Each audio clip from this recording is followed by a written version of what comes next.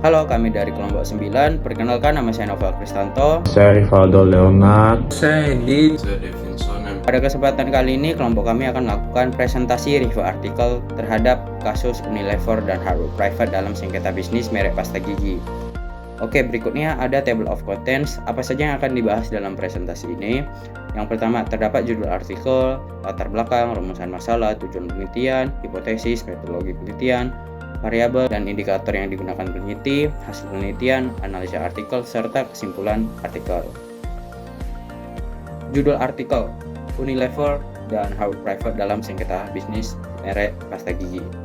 Nama jurnal Journal of Accounting, Law, Communication, and Technology, ditulis oleh Clarina Marva dan Gunardi Lee, volume 1, nomor 2, tahun 2024, bulan Juli. Direview pada tanggal 20 Oktober 2024. Latar belakang, artikel ini memberikan gambaran tentang sengketa hukum antara Unilever dan Harwood Private terkait bisnis merek pasta gigi. Latar belakang yang diuraikan mencakup perkembangan industri pasta gigi, persaingan pasar yang ketat, dan peran besar Unilever sebagai pemain utama. Harwood Private digambarkan sebagai pesaing baru dengan inovasi yang signifikan dan dapat disederhanakan dengan fokus pada inti persaingan bisnis serta masalah hak kekayaan intelektual yang menjadi pusat sengketa. Rumusan masalah artikel ini menyoroti 3 aspek utama: pelanggaran hak kekayaan intelektual oleh Unilever, dugaan praktik bisnis tidak adil yang dilakukan oleh Unilever, dan peran regulasi dalam sengketa ini. Masalah ini dirumuskan dengan baik dan relevan untuk mencakup isu-isu hukum dan etika bisnis yang terjadi dalam konteks persaingan antara perusahaan besar dan kecil. Tujuan dari penelitian ini berupaya untuk menganalisis batasan hukum terkait hak kekayaan intelektual, mengkaji praktis bisnis yang tidak adil, dan memahami perlindungan konsumen serta regulasi yang ada. Yang pertama ada pelanggaran hak kekayaan intelektual. Unilever diduga telah melanggar hak kekayaan intelektual Harwood Private dengan menggunakan inovasi atau formula yang dilindungi tanpa izin. Ini mencakup pertanyaan tentang apakah Unilever mencipta elemen-elemen tertentu dari produk Harwood Private.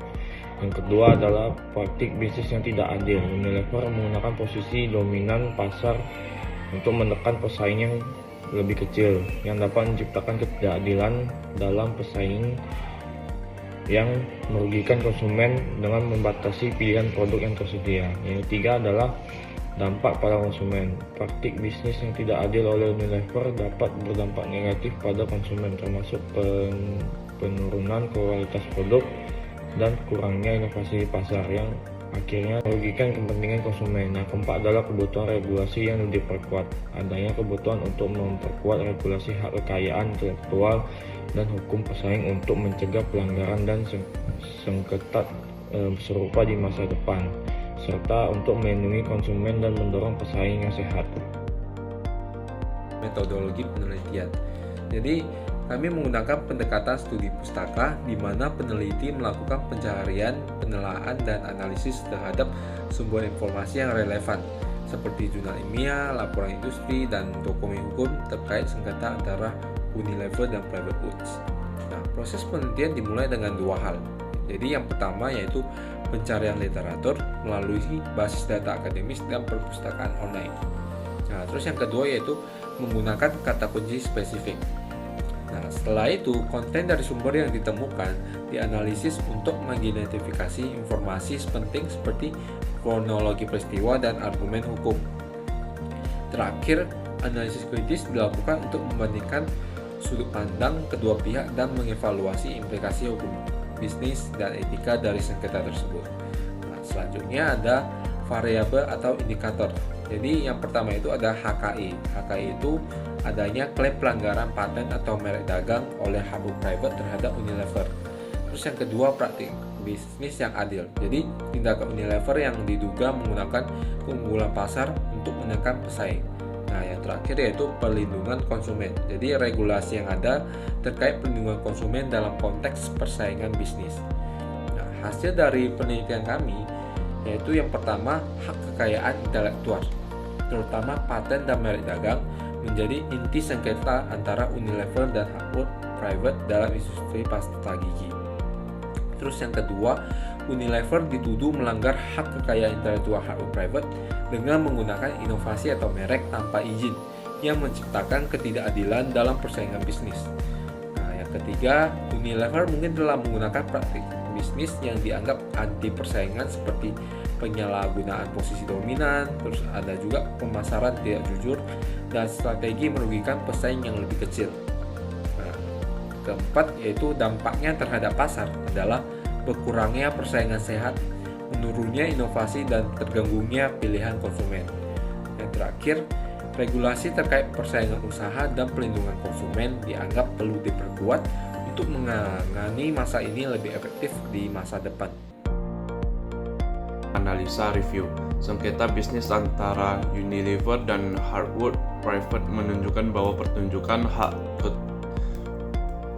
kekayaan intelektual sebagai landasan untuk melindungi inovasi dan merek dagang, serta perlunya penegakan hukum yang efektif untuk mencegah pelanggaran, serta praktik bisnis yang tidak adil seperti penyalahgunaan posisi dominan oleh perusahaan besar dapat merugikan pesaing yang lebih kecil dan mengurangi keberagaman produk di pasar, sehingga menekankan perlunya regulasi yang ketat untuk memastikan persaingan yang adil.